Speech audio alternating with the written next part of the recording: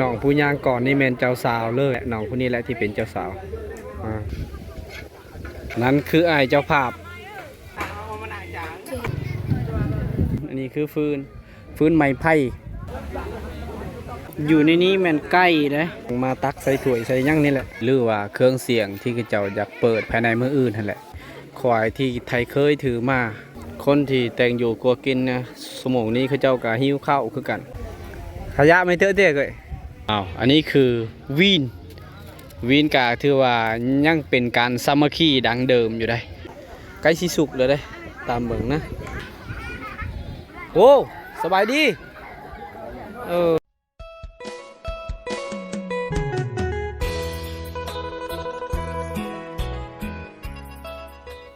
ทุกคนเลยตอนบ่ายนะเอาสบายดีทุกคนและกาสบายดีพ่อแม่พี่น้องทุกคนเด้อที่กำลังติดตามและรับชมวิดีโอเบาเคบานปลาทุกคนเลยตอนนี้เบาเคกามาหอดจุดที่มีงานแต่งแล้วนะทุกคนทางคุณนักเจ้ากำลังสนละวนกันเฮ็ดอยู่เฮ็ดกินอยู่เอาทุกคนเลยตอนนี้เบาเคกามาอยู่จุดนี้นะตอนนี้กาตอนบ่ายแล้วทุกคนเลยบางทีไทยเคยก็น่าจะมาครบนะมาหอดแต่จักส่วงเวลาจักโมงแหละ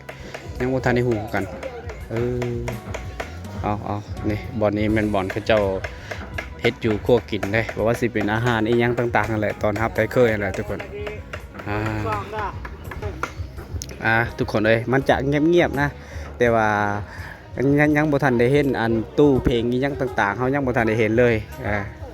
เจ้ากะเกียมทุกอย่างเลยทุกคนเลยผู้ทางพูนบอลจุดที่ไทยเคยจะนั่งพักอาจจะเต็มอยู่นะผู้ทางพูนนะทางนี้แม่นผู้สาวในหมู่บ้านที่คนที่ฮับใส่แต่งอยู่โคกินนี่แหละทุกคนเลยผู้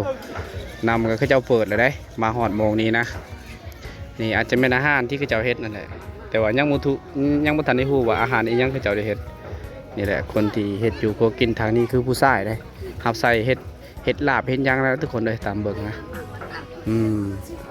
ตอนรับคนที่มาแต่งอยู่ก็ตอนรับแต่เคยทุกคนเลยผู้ทางพูนกับแมนบอกให้เจ้าเฮ็ดอยู่ให้กินคือกันทางนี้เต็มไปด้วยผู้สาวทุกคนเลยนะผู้สาวกำลังหย่อเข้าหย่ออีหยังแหละกำลังหย่อเข้าเลย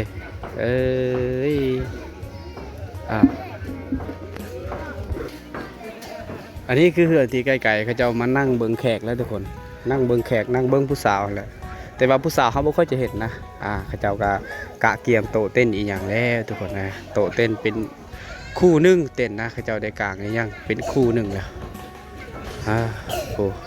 มีแต่ผู้สาวมีแต่บอลเดียวบอลเขาเจ้าหับใส่เอาเข้าเอาย่างกันแหละบอลจุดนั่นแหละนะทางนี้ก็จะนั่งเบิ่งปกติตามภาษาของชาวบ้านนะทุกคนตามปกติแหละ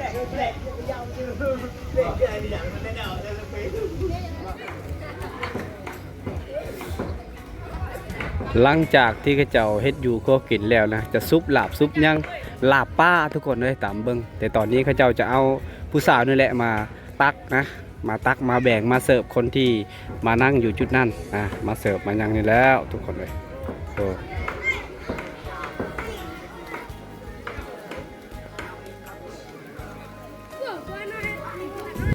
เยี่ยวกันไปลากันไปได้อย่าไปจอยน้องให้กำลัง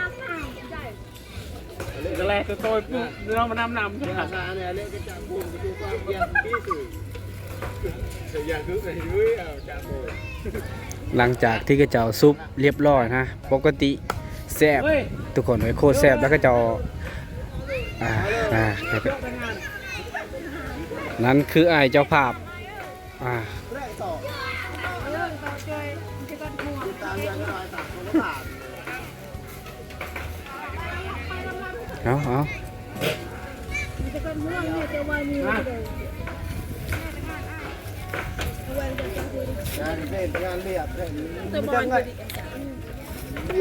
อาการนี่ใช่โล6 โล 8โอ้ปลากับ6 โล 8ปลานิ่นทุกคนนั่นเนี่ยนะออร์เวย์เนี่ยจะเมี่ยง เอาทางพุ่นกำลังแบ่งเข้าทางนี้กำลังตักอาหารไปเสิร์ฟคนที่นั่งอยู่ในอันนั้นบ่อนจุดนั่นแหละนะอาหารตอนรับไทยเคยเลยก็ว่าได้ทุกคนนะบอกลาบป่า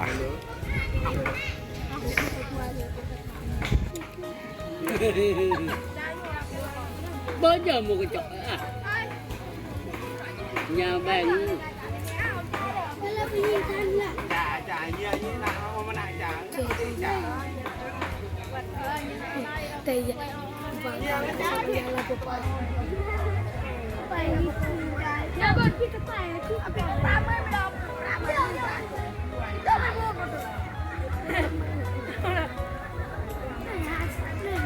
Okay.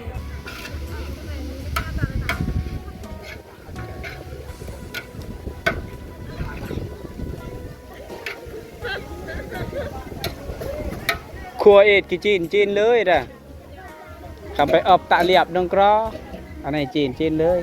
เพิ่นกำลังครัวหมูอยู่ได้ก็จะพักเป็นตอนแล้วมาใส่แป้งนัวมักเผ็ดอีกยังทุกคนเลยบ่าวเคก็ยังอยู่ในนี้นะผู้ต่างพื้นกำลังนั่งเบาพื้นนี่อย่างนั้นนี่นะทุกคนเลยนี่แหละบ่อนก็เจ้าแต่งอยู่พวกกินประมาณนั้นทุกคนเลยน้ำกันจะลายอยู่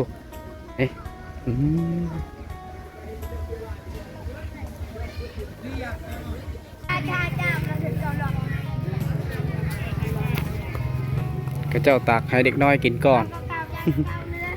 นี่แหละทุกคนเลยมื้อนี้เป็นมื้อเริ่มงานแต่งเลยก็เจ้ากระพากันตักให้เด็กน้อยกินก่อนแบบนี้แหละเจ้ากระพากันกินเลยกินจอดรอให้ได้ โอ้หลังจากที่เด็กน้อยกินแล้วก็เจ้าให้อันฆ่าไก่ที่ก็เจ้าจะจำฮีดของอะไรทุกคนเลย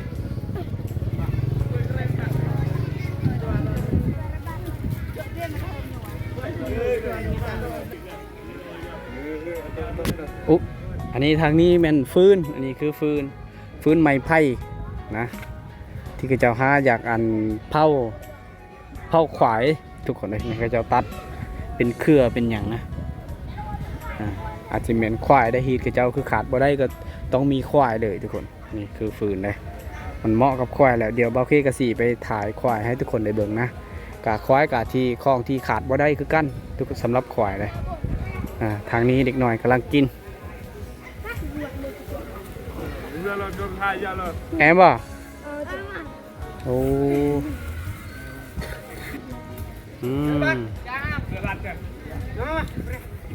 ส่วนละวนอยู่ได้นี่แม่ข้าเจ้ากำลังสีอันขาหมูอีกอันนี้ก็สำคัญคือกันหมูก็นี่ก็คือขาดบ่ได้ก็คืองานแต่งในหมู่บ้านชนบทก็ขาดบ่ได้ก็คือหมูนี่แหละหมูไก่ทุกคนเลยมันต้องมีเลยอันผู้เสือแดงๆนี่แม่นเจ้าภาพเหือนเลยแล้วเราสองคนนี่แม่นเจ้าภาพเลยเด้อทุกคนเลยเรากำลังปรึกษากันตอนนี้อยู่เทิงเฮือนกับกำลังสีปรึกษากันนะกำลังปรึกษาหารือว่าพื้นเวียกงานนี่แหละคนอยู่เทิงเฮือนไทยเคยกับไทยกะย่าทุกคนเลยกำลังคึกคืนเลยตอนนี้หลังจากที่เขาเจ้าเว้าพื้นยังนั้นนี่แล้วเขาเจ้าอาจจะตกลงเลยนะตอนนี้เขาเจ้าก็สร้างให้เด็กน้อยมาอันขาหมูฆ่าไก่นี่แหละเขาเจ้าสีจำผี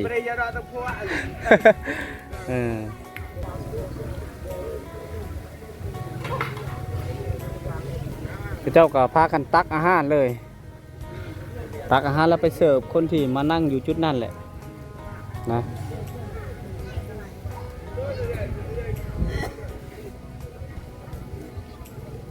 คุณนี่แม่นเจ้าสาวเลยนี่ทุกคนเลย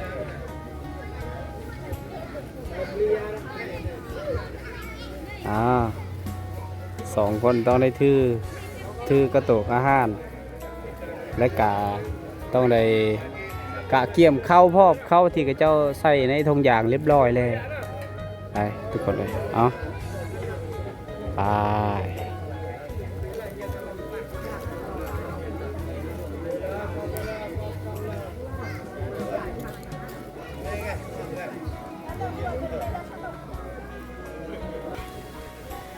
กำลังสี่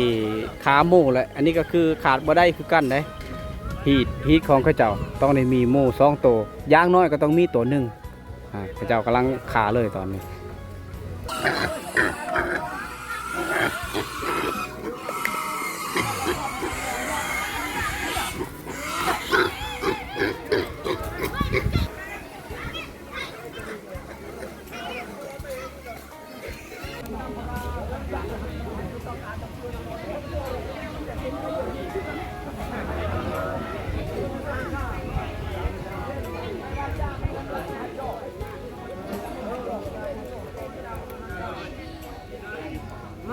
อยู่ในนี้แม่นไก่นะทุกคนเลย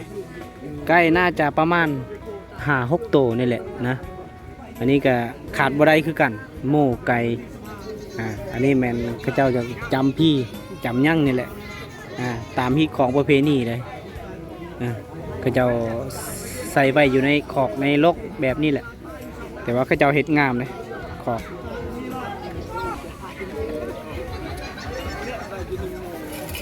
ทุกคนเลยโมที่เขาเจ้าครัวก็จะซุปเป็นที่เรียบร้อยตอนนี้เขาเจ้าก็พากันบกแบ่งมาตักใส่ถ้วยใส่ยั่งนี่แหละตักใส่ถ้วยใส่บ่วงมาใส่กระตุกเขาเจ้าก็พากันหิ้วเข้านะเพราะว่าเขาเจ้าก็หากระหม่าได้ห่างกันกันหลายกิโลเกือบ100 ปลายกิโลห่างกันจากตัวเมืองกันหลายกิโลอยู่เขาเจ้าก็พากันเดินทางมาจนหอดพีพากันหิ้วเข้าหิ้วน้ำเอาทุกคนได้ผ่านไปเป็น 2-3 นาทีนะตอนนี้เขาเจ้ากำลังสนละวนกันเฮ็ดหมูเฮ็ดไก่ลกขนไก่ขนย่างนี่แหละทุกคนเลยส่วนทางนี้แม่นบ่อนเขาเจ้าบ่อนเก็บเมียนมักพริกอีหยังต่างๆนี่แหละนะข้าวคั่วอีหยังผักต่างๆเพราะว่าสิเป็นทงย่างเกลือกระทงใหญ่เลยสบายเฮ็ดอยู่โคกินเนี่ยส่วนทางนี้ก็คือกันกำลังเฮ็ดเลยนี่จุดนี้คือบ่อนเด็กน้อยลิ้นมากระลอกหรือว่าลิ้นกุ้งไก่เป็นจุดเดียวนี่แหละทุกคนเลยสำหรับมือนี้เป็นมือทำอิฐมือเริ่มนะอันนี้คือตู้หรือว่าเครื่องเสียงที่เขาเจ้าอยากเปิดภายในมืออื่นนั่นแหละแต่ว่าตอนนี้เขาเจ้ากำลังต่อสายอีหยังนั่นนี่ทุกคนเลยแต่ว่าตอนนี้นะเขาเจ้ายังไม่ทันได้เปิดเลยอาจจะเป็นมืออื่นเพื่อนแหละมือนี้เป็นมือเริ่มเลยเป็นมือไทยเคยมามือทำอิฐเลยเขาเจ้าก็พากันนั่งโต๊ะนั่งเต้นนั่งโต๊ะนั่งตั้งเอามาอยู่อีกมุมนึงทุกคนทางพุ่นคือควายเขาเจ้าได้ควายที่ไทยเคยถือมาอันนี้ก็สำคัญคือกันได้ทุกคนมันต้องมีควายตัวหนึ่งและก็หมู2 ตัวอย่างน้อยก็ต้องมีตัวหนึ่งสำหรับหีดของเขาเจ้านะหีดของคนชนเผ่าชนบทอยู่ในสปป.ลาวเลยก็ว่าได้ทุกคนเลยนี่ตอนนี้เพิ่นก็กำลังนอนเขาเจ้าได้ผูกได้มัดไว้กับกกอีหยังอันนี้แหละที่เขาเจ้าอยาก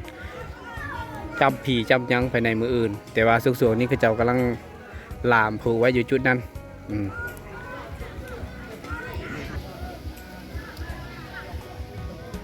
ควายกับประมาณ1 น่องประมาณ1 น่องนั่นแหละ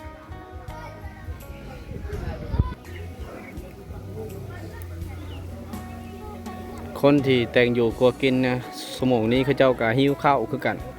ก็พากันกินข้าวเลยพวก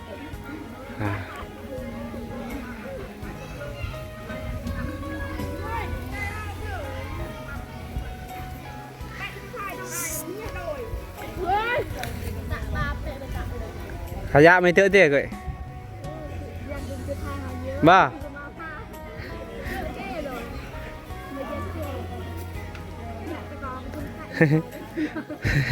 อันนี้คือน้องคนนี้แหละที่แต่งงานที่เอาพัวคือน้องคนนี้แหละทุกคนเลย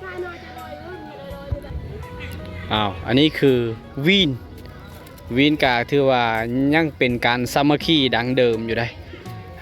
วีนนะจากต่อเขาเจ้าจะวีนซีนควายอยู่เอาไว้อยู่จุดนี้แหละเขาเจ้าจะห้อยไว้พูดละ2-3 ตอนน้อยๆนะจะแบ่งเกือบทุกหลังคาเลยภายในมืออื่นแต่ว่ามือนี้เขาเจ้ากักเกียมไว้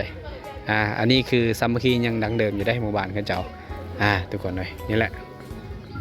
เอาทุกคนเลยผ่านไปก็เป็น4-5 นาทีตอนนี้บ่าวเคมานั่งพักอยู่จุดนี้มานั่งเบิ่งแม่ค้าขายสลีเพิ่นนะเพิ่นก็เข้ามาซื้อสลีเพิ่นหลายเด็กน้อยมาซื้อเพิ่นก็มานั่งขายอยู่ในหมู่บ้านนี่แหละกระสอบหนึงตอนนี้ก็คนที่ซื้อก็เขาเจ้าก็ซื้อเบิดแล้วนะทุกคนเลยโอ้คนที่มาถามเรื่องนั่นเรื่องนี้ถามเรื่องสื่ออันนี้แหละท่อง10,000เลยเพิ่นได้ขาย เธอมากันอะไรดิ ว้าว กูเจมาตกในพอเจ๊ดะ Ôi, tưởng gần nhẹ lơi thì vì nó mới định. Để con click là vì cái là nhẹ lơi là cái đồ hắn cha click chờ rồi anh ta này hừ. ขายดีเท่าไรทุกคนเลยยังเหลือจักทงอยู่นี่ทง10,000 กีบโอ้น้องสาวเพิ่นมาขายสลีขายทุกมื้อเลยเนาะ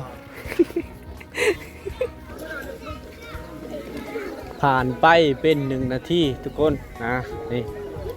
มาเข้าไปเบิ่งผู้สาวที่เฮ็ดอยู่ครัวกินนี่แหละอาการเดินออกได้ป่ะ อันนี้ช่วยก็มา อันเดินออกมันจึงไม่ปากมาทุกคนเลย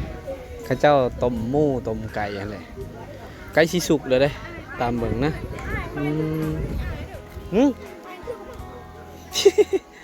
อ้าวทุกคนเลยกำลังสิสุกเลยข้าเจ้าหลังจากที่ข้าเจ้าลกคนลกอย่างตอนนี้ข้าเจ้าก็ข้าเจ้าก็ละพากันล่างไหลเข้ามาอันนี้แมนไทยเคยข้าเจ้าจะอยู่บ่อนนั่นได้ทุกคนเลยงานทีเงียบๆเลยก็ว่าได้บ่ได้มีเสียงเพลงเสียงหยังเลยนะมืออื่นอาจจะแมนบอนนี่แหละที่ข้าเจ้าเฮ็ดอยู่โคกินสำหรับมืออื่นทุกคนเลยถูกไทยเคยได้ข้าเจ้าก็พากันนั่งอยู่จุดนั้นแหละ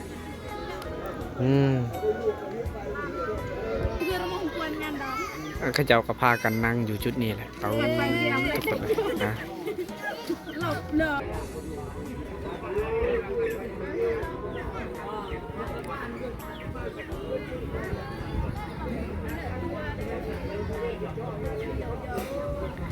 นี่น้องผู้ย่างก่อนนี่แมนเจ้าสาวเลยได้ทุกคนเลยนะน้องคนนี้แหละงานนี้เราจะอาจบ่ได้มีสุดมียั่งบางทีกับบ่ได้มีการผูกแขนนี่แหละน้องคนนี้แหละที่เป็นเจ้าสาวเอาทุกคนเลยยังอยู่ในนี่นะเทิงเฮือนกับแม่นข้าเจ้ากำลังเว้าเรื่องหีดเรื่องคลองนั่นแหละยังบ่ทันได้แล้วได้ทุกคนเลยนะนี่แหละเฮือนที่มีงานแต่งเราต้องได้เอิ้นว่างานนี้ก็ถือเป็นงานที่จนที่สุดในหมู่บ้านเลยก็ว่าได้นะน้องคนนั้นแหละที่เป็นเจ้าสาวที่เอาพัวเลยน้องคนนี้แหละที่แต่งงานเลยทุกคนถึงเหือนแมงเจ้ากำลังว่าวยังนั่นนี่นะหม้อ2 หม้อก็กำลังต้มหมูกับไก่หลังจากที่ซุกแล้วบางที่นะเขาเจ้าจะไปเฮ็ดฮีดจำพี่จำยั่งนี่แหละนะน้ำกันยังหลายได้เขาเจ้ากลัวพาบัดไป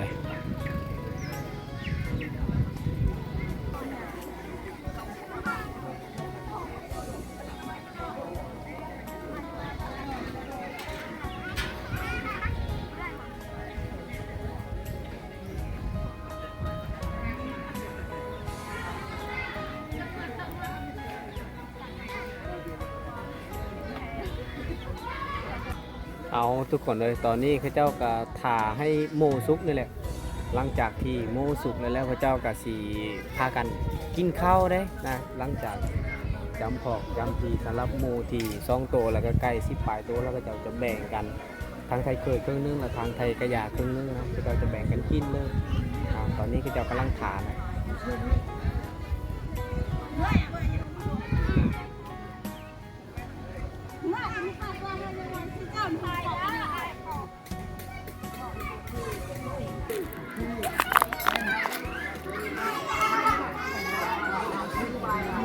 กำลังย่างรอบๆจุดงานแต่งนี่แหละนี่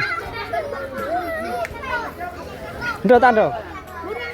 buat แล้วต้องตั้งกงไก่ป่ะ halo sabari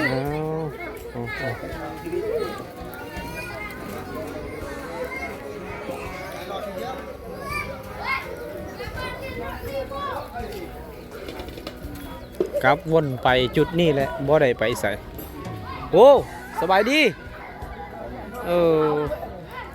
มาแต่หัวแรงแท้ มาอยู่ใส่บ้านกูอยู่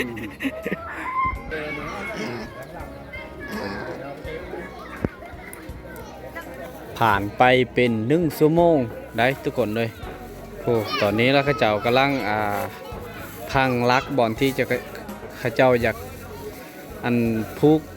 ควายหรือว่ามัดควายเขาจำหีดของนะทุกคนข้าเจ้าจะมัดควายไว้อยู่จุดนั่นแหละข้าเจ้าจะเฮ็ดคักแน่เลยได้นี่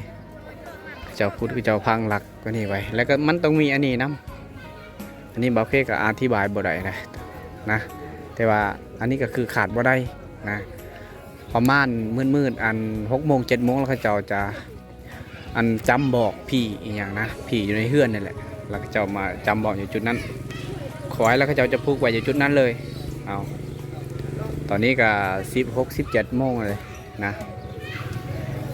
อันหม้อที่ต้มหมูต้มยังก็มันจะเริ่มสุกส่วนไฟส่วนยันมันจะเริ่มดับแล้วทุกคนก็เจ้าก็พากันนั่งจุดนี้เวียกงานอยู่เทิงเฮือนก็อาจจะแล้วได้ทุกคนเลยก็เจ้าก็พากันกินเหล้ากินเบียร์อีกอย่างนะBơi chưa đỡ, tuần bơi chưa? Tuần bơi đã chưa mà?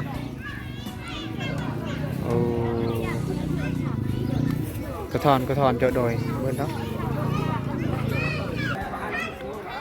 ทุกคนเลยหลังจากที่เขาเจ้าเว้าเรื่องฮีดเรื่องของก็น่าจะเบิ้งก็น่าจะสำเร็จเลยได้ทุกคนนะโอเคตกลงกันทั้ง2 ฝ่ายทั้งไทยเขยและไทยกะยาก็โอเคตกลงกันตอนนี้ก็เจ้าก็พากันมานั่งเว้าพื้นหรือว่านั่งกินเหล้ากินเบียร์ตามนี่แหละทุกคนเลยโอ้กูบ่าวล่อพากันยกกระติกน้ำอีหยังจอกเหล้าจอกหยังแล้วพากันลงมาเว้าพื้นมานั่งลมอยู่จุดนี้แหละตามภาษาของคนบ้านเฮาทุกคนเลยในงานแต่งนะอันนี้คืองานแต่งเลยนะแต่ว่าผู้สาวทางไทยเคยนะเฮาอาจจะบ่ได้เห็นเลยทุกคนเลยนะอันนี้จุดนั้นเป็นจุดผู้สาวอยู่ในหมู่บ้านที่รับสายแต่งอยู่โคกินอยู่ในเฮือนที่มีงานแต่งนี่แหละจุดนั้นทุกคนเลย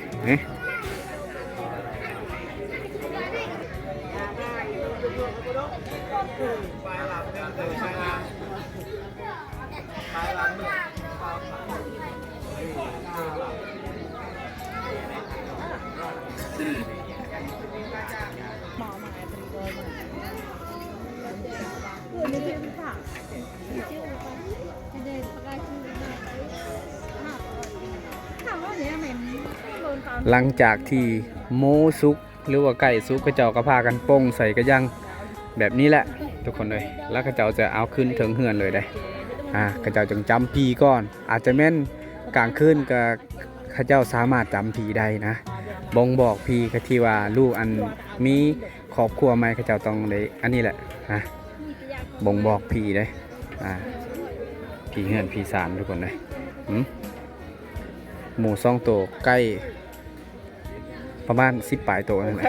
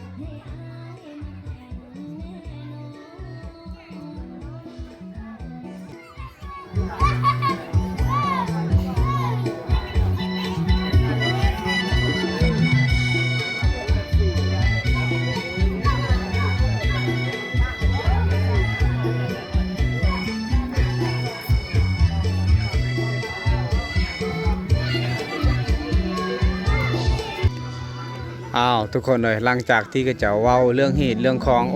โอเคเลยนะสำเร็จทุกคนเลยตอนนี้เขาเจ้าก็พากันเปิดเพลงเปิดหยั่งนะแล้วก็ต่อดอกฟอกดอกไฟทุกคนเลยอย่างที่ทุกคนได้เห็นนั่นแหละต่อดอกไฟอีกอย่างประมาณนี้นะเอาพาไปรุ่นเบิงน้ำกันเลยทุกคนเลยเบาเคก็ให้ทุกคนในเบิงในย้ำกลางคืนเลยนะบางที่เขาเจ้าก็จะฝ่อนจะหยั่งได้แต่ว่างานหลอบลำบงอาจจะบ่มีทุกคนเลยนะตามที่ทุกคนได้เบิ้งตามที่ทุกคนได้เห็นนะอาจจะบ่มีงานลำบงสามัคคีกลางคืนทุกคนเลยอันนี้แมนทางไฟเคยหลังจากที่แล้วเบียกแรงงานทางไฟเคยกำลังสีลงอาบน้ำอาบยั่งนี่แหละนะพากันถือกระตาสบู่กระตาอีกยังเอาลงอาบก็ลงอาบน้ำเสดอกทุกคนเขาเจ้ามากับหลายคนอยู่ได้บ้านใกล้กันกับหลายกิโลและก็ต่างเมืองอีกเขาเจ้านี่ทั้งไทยเคยกับแม่นอยู่ทางเมืองน้องพากันลงอาบน้ำเลยตอนนี้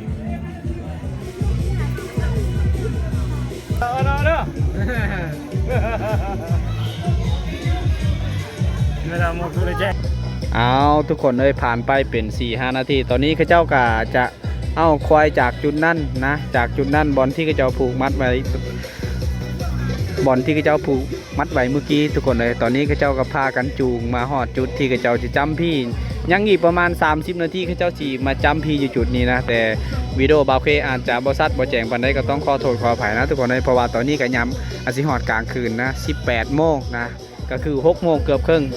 ทางพุ้นเขาเจ้ากำลังโซนละวนกับเสียงเพลงอยู่ทุกคนเลยนี่ทางนี้กำลังเฮ็ดเครืออีหยังนั่นนี่กำลังประกอบเครือแล้วกำลังเขาเจ้าสีมัดตีนควายตีนยังอะไรทุกคนเลย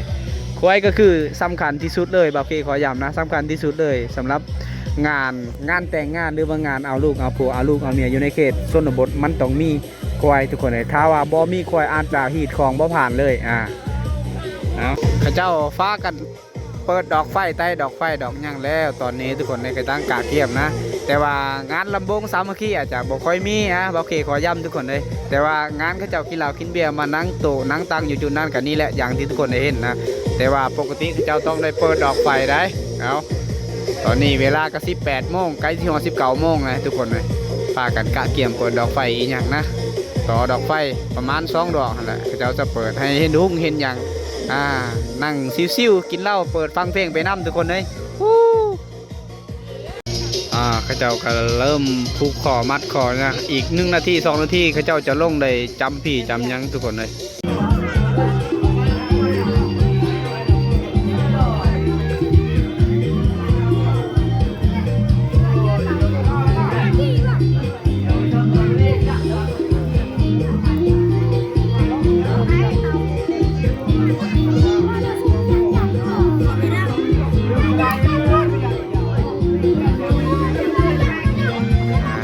ทางพุ่นกำลังเปิดเพลงอยู่ก็เจ้าก็เริ่มทำพิธีการจำผีได้ต้องบอกผีเฮือนผีสารนะฮะนี่คืออันใดอันละ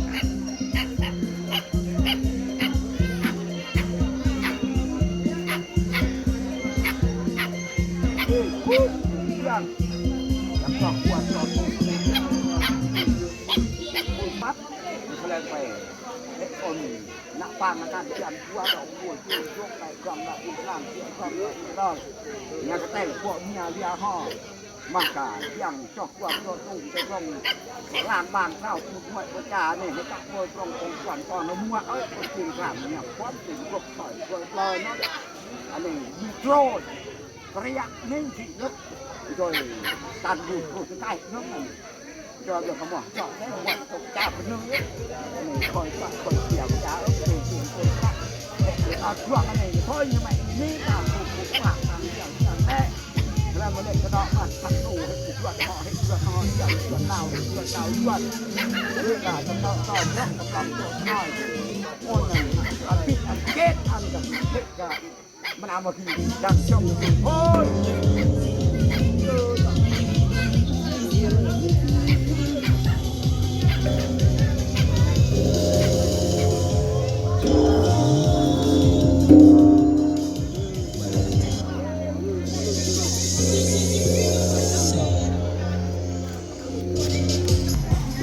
จะได้หัวหน้าม้วนบ่เมาบ่ บ่ได้มวนยังบ่ทันบายเลย บ่ายเบิ่ง ไปหัวหน้าเฮาหัวหน้าทีมเฮาปู้ผู้สาวน้อยโอ้ ตัวอุกระทึกอยู่ทุกคนเลยเขาเจ้าจะแลนนี่